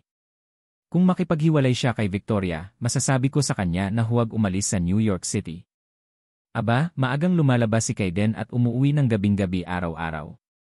Hindi masamang hanapin si Jordan sa tuwing naiinip ako. Sinimula ni Hailey na bumuo ng ideya na gamitin muli si Jordan bilang backup lover. Sa Yates, nagkukwentuhan at nagtatawanan ang tatlo. Hindi na kasing awkward ang mga pangyayari noong una silang nagkita. Habang hinihiwa ang kanyang stick, nagkunwaring kaswal na nagtanong si Russell, "Jordan, napakabata mo. Akala ko mag-aral ka pa kung hindi kita kilala. Ira the way, saang college ka nag-aral?" "Stanford." Sa katunayan, nag-aral si Jordan sa ilang iba pang mga universidad at nag-major siya sa iba't ibang paksa sa bawat isa. Nag-aral siya ng Business Administration sa Stanford, Music sa Berkeley, at Design sa SMod. Tinuruan siya ng pinakamahuhusay na guro sa mga nangungunang universidad sa mundo. Gayunpaman, dahil negosyante si Russell, sinabi ni Jordan na nag-aral siya sa universidad sa Stanford. Natigilan si Russell. "Naku, ang anak ko ay nag-aral sa'yo. Pero dahil nagtapos ka sa isang prestihiyosong universidad, bakit naging courier delivery man ka? Maaaring may mga nagtapos sa universidad saan man sa New York, at ang paghahanap ng trabaho dito ay maaaring mahirap, ngunit ang Stanford ay isang mapagkumpetensyang universidad." Totoong sumagot si Jordan, "Doon lang ako nag-aral noon, pero hindi ako nakapagtapos ng degree." Hindi tulad ng ibang mga mag-aaral, si Jordan ay walang oras na sayangin dahil sa kanyang paraan ng edukasyon. In fact, nilampasan pa niya ang admission procedure at dumiretso sa klase. Aalis din siya kaagad pagkatapos ng klase. Ang isang degree mula sa Stanford University ay isang piraso lamang ng scrap paper na walang prestihiyo na sasabihin sa mga mata ng Steelers. "Hindi ka nagtapos?" Tumawa si Russell at sinabing, "Dapat bumalik ka na sa paaralan. Mahirap para sa iyo na maghanap buhay ng walang degree sa mga araw na ito. Napakabata mo pa. Kung patuloy kang makakakuha ng graduate degree at pagkatapos ay isang doctorate, tiyak na magkakaroon ka ng napakatatag na buhay sa hinaharap. Kung gagawin mo, magiging ligtas si Victoria sa pakikipag-date sa iyo." Si Victoria ay 30 taong gulang na ngayon, at kung umalis si Jordan upang magpatuloy sa pag-aaral ngayon, halos 40 taong gulang na siya sa pagbalik niya. Kaya ba niyang maghintay? Ang isang normal na babae ay nagpakasal sa isang tao bago siya tumanda. Si Russell ay mukhang gumagawa siya ng mga pagsasaalang-alang para sa kanyang sariling kapakanan, ngunit siya ay nagkikimkim ng maraming mapanlinlang na kaisipan. Ngumiti si Jordan at sinabing, napakatatag na ng buhay namin ngayon. Ngumiti si Russell at nagtanong, ikaw ba? Kumikita ka lamang ng ilang libong dolyar bawat buwan. Hindi mo naman siguro kayang magpakuha ng branded lipsticks kay Victoria, ha? Nagkusa si Victoria na magsalita. Hindi ko kailangan na bilhan niya ako ng lipstick. Tumingin si Jordan kay Russell at sinabing, Victoria can buy her own lipsticks. Hindi ko kailangang mag-alala tungkol doon. Ang mga lalaki at babae ay pantay. Sino ang nagsabi na ang mga lalaki ay dapat magbigay ng para sa mga kababaihan? Tumawa si Russell at umiling. Binata, hindi ko talaga akalain na mayroon kang nakakatakot at iresponsableng pag-isip. Ang mga lalaking naglalaan ng mga kababaihan ay palaging natural na pagkakasunod-sunod ng mga bagay mula noong sinaunang panahon. Anong klaseng lalaki ang lalaking hindi kayang ibigay ang babae? At saka, napakaganda ni Victoria. Kaya mo bang pahirapan siyang magtrabaho araw-araw para maging nag-iisang breadwinner ng pamilya? Humigop ng alak si Jordan at sinabing, Mr. Miller, sinusubukan mo bang sabihin na ang isang magandang babae ay dapat manatili sa bahay na may dose-dosenang mga katulong na naghihintay sa kanya at walang ginagawa sa buong araw? Sa tingin mo ba si Victoria ang uri ng babae na handang manatili sa bahay bilang isang may bahay? Matigas na sagot ni Russell, ito ay dahil si Victoria ay isang babaeng may kakayahang maging mas may kakayahan upang maging karapat-dapat sa kanya at bigyan siya ng kaligayahan. Habang nag-uusap sila, mas naging matindi at umiinit ang usapan. Medyo nataranta na rin si Victoria. Akmang pipigilan niya sila, tumunog ang telepono ni Victoria. Ito ay isang kahilingan sa video call. Si Victoria ay isang malayo at napakalakas na babae. Bagamat marami siyang kakilala at kaibigan, walang nangahas na i-drop out of the blue ang kanyang mga video call. Ang mga gagawa nito ay kadalasang napakalapit sa kanya. Napatingin si Victoria sa kanyang telepono at sinabing, si Emily pala. Ang tumawag ay kapatid ni Victoria na si Emily.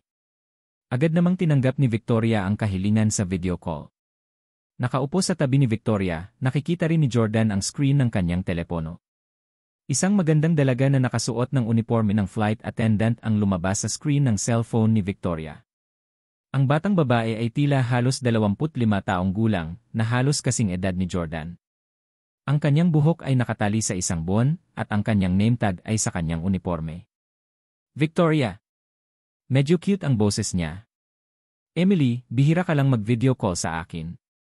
Wala ka bang duty? Kakabalik ko lang with LA flight. Nakita ko yung picture mo sa Instagram. Ang ganda. Nasaan ka ngayon? Si Emily ba yun? Biglang tanong ni Russell sa pagkakataong ito. Tumango si Victoria at itinutok ang kamera ng phone niya kay Russell. Wow, andito rin si Tito Russell. Anong ginagawa niyong dalawa? Malinaw na kilala rin ni Emily si Russell, at masayang tinawag pa niya ang pangalan nito nang walang awkward na nararamdaman. Hindi kasi alam ni Emily na si Victoria ang jowa ni Russell noon. Laging iniisip ni Emily na si Russell ang nag-aalaga kay Victoria bilang isang elder. Sandaling binati ni na Russell at Emily ang isa't isa, at maliwanag na iginagalang pa rin ni Emily si Russell bilang kaibigan ng kanyang ama. Ipinaliwanag ni Victoria, inimbitahan ng boyfriend ko si Uncle Russell para sa hapunan, kaya sabay kaming kumakain ngayon. After hearing this, excited na sinabi ni Emily, boyfriend. Victoria, may boyfriend ka na. Mabilis na ipakita sa akin kung sino siya. Gusto kong makita ang boyfriend mo. Si Emily ay tila tuwang-tuwa at kaibig-ibig. Walang choice si Victoria kundi ibaling ang kamera kay Jordan. Ngumiti si Jordan at inilahad ang kamay para batiin si Vicky. Hello, Emily. Sandaling natigilan si Emily. Wow, Vicky, yaong hunk ang nililigawan mo. Sigurado ka bang hindi mo siya boy-toy? Magkano ang nagastos mo? Kung isang araw ayaw mo na sa kanya, pwede ko ba siyang makuha? Gusto ko rin ang boyfriend na katulad niya. Hindi nakaimik si Jordan, sinabi nga ni Victoria kay Jordan noon na mas masiglang personalidad ang kanyang nakababatang kapatid kaysa sa kanya. Sa katunayan, medyo bubbly si Victoria noong una. Gayunpaman, ang biglaang krisis na kinaharap ng kanyang pamilya ay nagbunsod sa kanya na huminto sa pag-aaral upang maging isang negosyante sa murang edad. Kaakibat ng pagiging mistress na niya ng kaibigan ng kanyang ama, unti-unting nagbago ang kanyang pagkatao. Gayunpaman, iba si Emily. Siya ay bata pa, at sa sandaling nagpa siya si Victoria na maging may bahay ni Russell, si Emily ay nakatadhana na mamuhay ng walang pakialam. Ginamit ni Victoria ang kanyang katawan kapalit ng masayang buhay ng kanyang kapatid na may karangyaan. Mula nang pumanaw ang kanilang mga magulang, si Emily ay naging partikular na nakadepende kay Victoria, at ang dalawa ay nagbahagi ng isang malapit na relasyon. Sabi ni Victoria, "Emily, hindi ganyan ang dapat mong pagsasalita sa iyong magiging bayaw. Jordan, huwag mo siyang pansinin. Ganoon lang siya prangka at basto sa mga salita niya." Siyempre, hindi nasaktan si Jordan. Ang katotohanan na si Emily ay handang makipagbiruan sa kanya, ay nangangahulugan na nagustuhan niya ang ideya na siya ang kanyang magiging bayaw. Itinutok ni Victoria ang kamera sa sarili at sinabing, "Naghahapunan tayo ngayon. Mag-usap ulit tayo sa gabi." Nagmamadaling sinabi ni Emily, "Huwag ibaba ang tawag. Masasabi ko na kumakain ka sa isang magandang lugar. Nasa yacht ka ba? Tumigil ka na sa pagkain at maglakad-lakad sa yacht para ipakita sa akin kung ano ang meron." Yuhi! Medyo sumalungat ang pakiramdam ni Victoria dahil alam niyang gustong-gusto ng kanyang kapatid ang mga ganoong mararangyang bagay at gusto rin niyang ipakita sa kanya kung ano ang pinakamarangyang yacht sa mundo. Gayunpaman, kung iwan niya si Russell, ang kanyang ex, na mag-isa sa kanyang kasalukuyang nobyo, si Jordan, nag-aalala siyang baka magkaaway sila. Masasabi ni Jordan na na-stalk si Victoria sa isang dilema, kaya sinabi niya, "Ipakita mo siya sa paligid ng yacht habang nakikipag-chat ako kay Mr. Miller. Magiging maayos din eh." Ngumisi si Russell, iniisip na dumating na ang kanyang pagkakataon. Anya, ito ay napakagandang yacht. Siguradong magugustuhan niya ito. Kakapasok lang ni Victoria sa yacht at medyo hindi pamilyar dito, kaya tinawag ni Jordan ang isang waiter para maging gabay. Dinala ng waiter si Victoria sa apat na sinehan sa sahig sa ibaba. Pagkaalis ni Victoria, si Jordan at Russell na lang ang natira sa hapagkainan. Kaya, sila ay prangka at tapat sa kanilang mga salita dahil nakita nilang hindi na kailangang magpanggap ngayong sila ay nag-iisa. Hindi naman nagmamadali si Russell. Humigop muna siya ng alak, dinamdam ang malamig na simoy ng hangin, at saka tumingin sa magandang tanawin ng Hudson River. He remarked, "In a way, ang sarap maging mayaman. Kaya kong gawin ang lahat ng gusto ko kung kailan ko gusto. Makakapunta rin ako sa kahit saang lugar na gusto ko. Jordan, wala akong pagkiling sa'yo. Mangyaring huwag magkamali. Nagkaroon talaga ako ng pagkakataon na subukan para sa isa pang sanggol na lalaki. Kung matagumpay siyang nabuntis at naipanganak, malamang kasing edad mo na siya ngayon. Alam kong galing ka sa magandang background, pero kailangan mong umasa sa buhay at maghangad ng higit pa sa halip na manatili sa status quo. Ibinibigay mo ang iyong sarili sa pagiging isang tagahatid ng courier ngayon. Paano ito? Dahil ayaw mo nang magpatuloy sa iyong pag-aaral, magtrabaho ka para sa aking kumpanya. Ayusin ko na kumuha ka ng isang mid-level na trabaho sa pamamahala na may taunang sweldo na $80,000, hindi kasama ang iba pang mga benepisyo. Paano yun sa tingin mo? Hindi alam ni Russell kung paano nakuha ni Jordan ang yacht na ito. Gayunpaman, nahulaan niya sa ekspresyon ni Victoria na marahil ay hindi masyadong mayaman si Jordan ngayon. Kung alam ni Victoria na may pera si Jordan, siguradong sasabihin niya kay Russell na iwan ang ideyang pakasalan siya. Nakangiting sabi ni Jordan, "Annual salary of $80,000. Haha, hindi salamat, pero sa tingin ko mas bagay sa akin ang pagiging freeloader." Bang! Galit na galit si Russell at hinampas ang kamay sa mesa. Kung si Jordan ay isang ordinaryong binata na mababa ang tingin sa sarili at nahuhumaling sa pera at kapangyarihan, matagal na siyang inatake ni Russell hanggang sa mapaluha. Gayunpaman, iba si Jordan. Ano man ang sinabi ni Russell, hindi siniseryoso ni Jordan ang kanyang mga salita, at ginawa pa niyang parang isang maluwalhating bagay ang freeloading. Galit na tumahol si Russell, "Jordan, hindi ka ba nahihiya na sponge ang isang babae at ibigay sa kanya ang pangangailangan mo? Talagang hindi ko hahayaang magpakasal si Victoria sa isang walang kakayahan na lalaki na tulad mo." Galit na galit si Jordan at matagal na niyang ayaw kay Russell. Hinampas ni Jordan ang kanyang kamay sa mesa at sumigaw, "Pwedeng pakasalan ni Victoria ang sinumang gusto niya. Sino ka para pakialaman?" Sabi ni Russell, "Nakarating siya hanggang dito dahil sa training ko. Close friends kami ng tatay niya, at pinagkatiwalaan ako ng tatay niya na alagaan siya bago siya pumanaw, kaya syempre, qualified naman akong mag-alaga sa kanya. Galit na galit si Jordan, kaya nawalan siya ng galit sa mismong lugar. Bahala ka, bastard. How dare you mention her father, hayop ka. Hiniling sa iyo ng kanyang ama na alagaan siya bago siya mamatay, at nakapasok ka sa kanyang pantalon. Karapat-dapat ka ba sa salitang kaibigan? Nirerespeto mo ba ang pagkakaibigan mo sa kanya? Galit na galit si Jordan. Sa una ay hindi niya planong makipagtalo kay Russell ng labis. Kung tutuusin, sapat na ang palitan ng snide remarks at secret skimming sa buong hapunan para makabawi siya kay Russell. Gayunpaman, binanggit ni Russell ang ama ni Victoria at sinabi rin na nagmamalasakit siya sa kanya bilang isang elder na lubos na kinainisan ni Jordan. Sapat na mayaman si Russell para gawin ang sinumang babae na kanyang kerida, ngunit kailangan lang niyang pumili ng anak ng kanyang kaibigan. Habang maganda si Victoria, mayroon ding iba pang magagandang babae sa Houston. Matapos mapagalitan ni Jordan ay nakaramdam din ng sobrang hiya si Russell. Sa katunayan, naawa din siya sa ama ni Victoria dahil malaki ang naitulong ng huli kay Russell noong nabubuhay pa siya. Kahit na hindi niya babae si Victoria, dapat pa rin niyang tulungan ang pamilya nito. Tumayo ang dalawang lalaki at nagkatinginan. Ang mga pagkain at mga baso ng alak sa mesa ay nahulog na sa lupa dahil sa lakas ng pagkakahampas ng kanilang mga kamay sa mesa. Napatingin si Russell sa batang si Jordan. Naiinggit siya sa kabataan ni Jordan at sa kanyang kakayahang mag-freeload ng matuwid. Hinding-hindi niya magagawa iyon dahil maaari lamang siyang umasa sa pera para masupil ang mga babae. Nang magkatitigan pa lang ang dalawa, mula sa di kalayuan ang mga huni ng nagmamadaling yabag. Naramdaman agad ni Jordan na may mali. Walang paraan na ang mga tripulante ay maglakad ng napakabilis, at ang tunog ng mga yabag ay nagpapahiwatig na sila ay pag-aari ng isang taong nakayapak. May darating. Biglang sabi ni Jordan. Ano? Agad na napaatras si Russell sa takot. Ang kanyang buhay ay nagkakahalaga ng maraming pera, at kung mas mayaman ang isang tao, mas natatakot siya sa kamatayan. Sa katunayan, isang estranghero ang lumitaw at sumugod sa kanila nang wala pang 10 segundo, basang-basa at walang sapin ang paa. Samantala, handa na si Jordan na lumaban. Gayunpaman, sa kanilang pagtataka, napaluhod ang binata nang may kalabog nang makita si Jordan. Na-curious si Jordan. Hindi lang lumuhod ang binata sa harap ni Jordan, kundi yumuko rin kay Russell. Buddy, uncle, please, bigyan mo ako ng pera.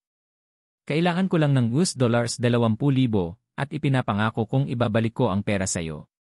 Habang si Jordan at Russell ay parehong naguguluhan, ang mga tripulante sa yacht ay natuklasan na may mali at nagmamadali. Paumanhin, Mr. Steele, ang lalaking ito ay tumalon sa Hudson River at umakyat sa aming yacht. Dahil iniistorbo kanya, itatapon ko siya ngayon sa ilog. Ang matangkad at matipunong crewman ay binuhat ang binata gamit ang isang kamay. Sandali lang, tawag ni Russell sa crewman para pigilan siya. Noong una ay inakala ni Russell na isa itong assassin, robber, o iba pang manloloko, kaya natakot siya kaya umatras siya sa isang sulok. Gayunpaman, tumingin siya upang makita na ito ay isang banayad na pag-ugali at mukhang sibilisado na lumuhod sa kanyang mga tuhod upang humingi ng pera sa sandaling dumating siya. Parang may problema siya. Lumakad lamang si Russell pagkatapos matiyak na walang banta o panganib.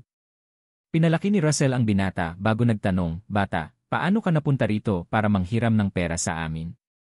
Kakaiba rin ang nakita ni Jordan na may biglang susulpot ng wala saan para manghiram ng pera sa kanila. Totoong sumagot ang binata, "Nakita ko lang ang yacht mo sa Hudson River, at sa pamamagitan ng isang pares ng binokular, nakita ko kayong kumakain. Alam kong lahat kayo ay mayayamang tao, at malamang na $20,000 lang ang halaga ng pagkain sa inyo.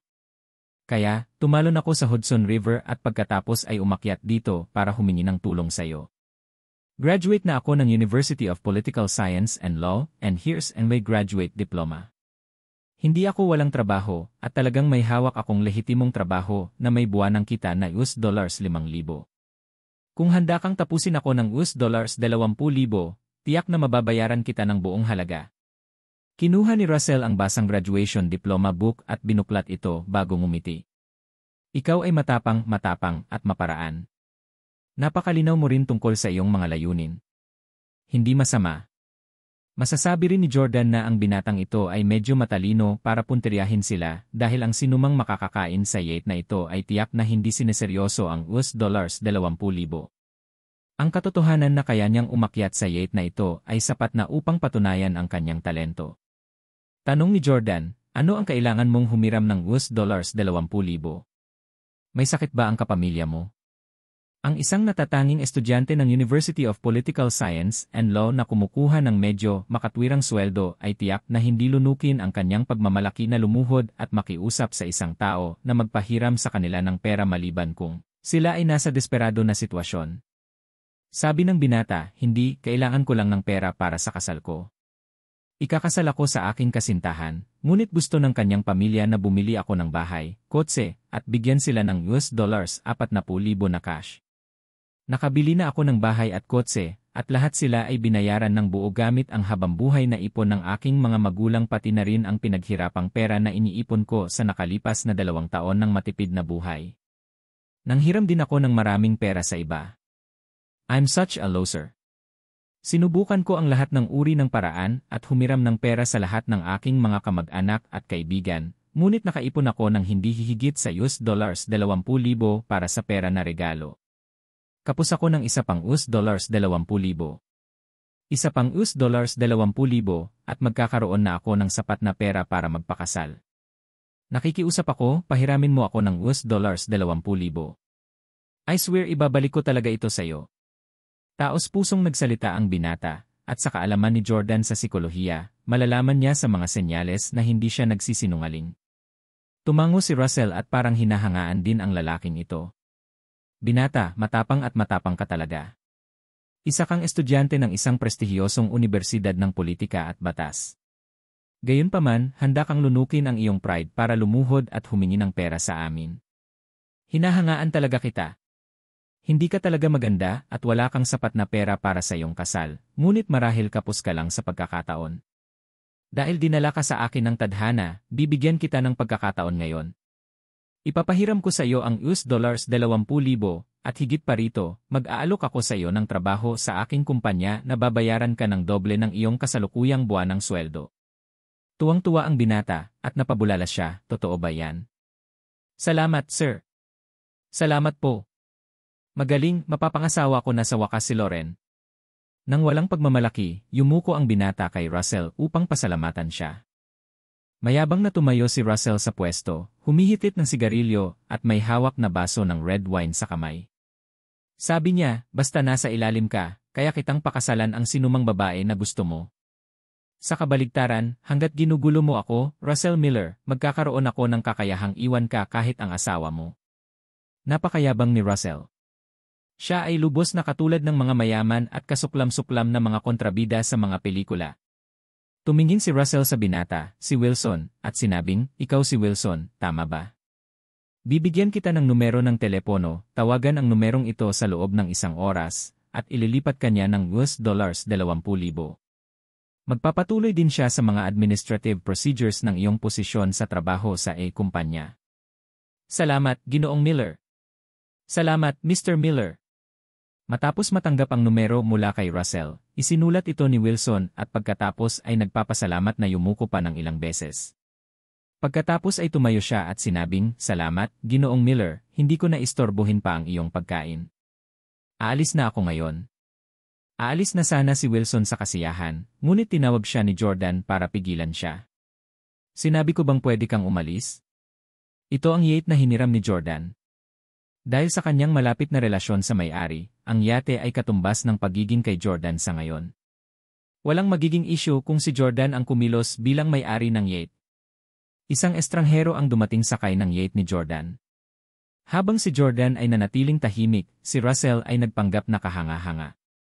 Ipinagmamalaki niya ang kanyang kakayahang kontrolin ang kapakanan ng iba sa pagkukunwari ng pagiging isang mabait na tao. Aalis ba siya ng ganun-ganun lang? Kanino niya ako kinukuha?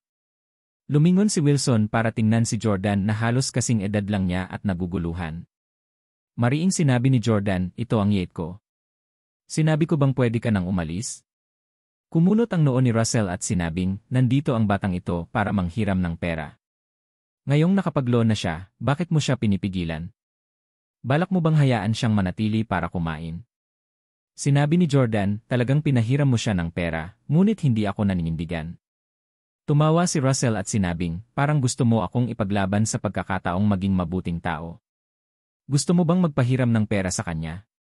Inilibot ni Jordan ang kanyang mga mata kay Russell at sinabing, sino ang nagsabing gusto kong magpahiram sa kanya ng pera?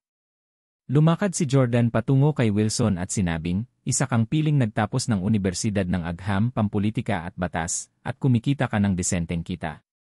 Dahil sa iyong katalinuhan at lakas ng loob, ang iyong hinaharap na mga prospect ay hindi dapat maging masyadong masama. Gayunpaman, lumabag ka sa batas ngayon at lumabag sa isang pribadong yete. Lumuhod ka pa para humingi ng pera sa isang tao para lang sa mapahamak mong kasal. Hindi mo ba iniisip na ang lahat ng edukasyon na natanggap mo sa nakalipas na dekada o higit pa ay naubos na? Ibinaba ni Wilson ang kanyang ulo at sinabing, I am really very useless. Ni hindi ko kayang bigyan ang mga magulang ng aking kasintahan ng $40,000 bilang regalo. Gumastos ako ng halos $1,000,000 sa bahay. Pareho kaming taga-Orlando ng aking kasintahan, at sigurado akong alam mo kung gaano kamahal ang mga presyo ng ari-arian doon. Talagang nasa dulo na ako at hiniling ng mga magulang ng aking kasintahan na magbayad ako ng $40,000, hindi bababa sa kahit 1 sentimo. Sumigaw si Jordan, hindi ka dapat magbigay ng kahit 1 sentimo sa kanila. Parehong natulala sina Wilson at Russell. Patuloy ni Jordan, ang paghingi ng monetary gift bilang kondisyon para sa kasal ay ang pinakakasuklam-suklam na bagay sa akin. Si Bill Gates ay ikinasal nang wala sa kanyang pangalan, at ito ay isang hindi makatwirang kahilingan. 2 taon kang nagtatrabaho na may buwanang kita na $6,000. Kahit na nagtipid at nag-ipon ka, magkakaroon ka ng hindi hihigit sa $10,000. Paano mo kayang bumili ng $1,000,000 na bahay at isang kotse na nagkakahalaga ng 50,000 o higit pa? Kung kailangan mong kunin ang mga material na pag-aari na ito bago kanya payag na pakasalan ka, naisip mo na ba kung pakakasalan ka ba niya dahil sa iyo o dahil sa iyong mga ari-arian?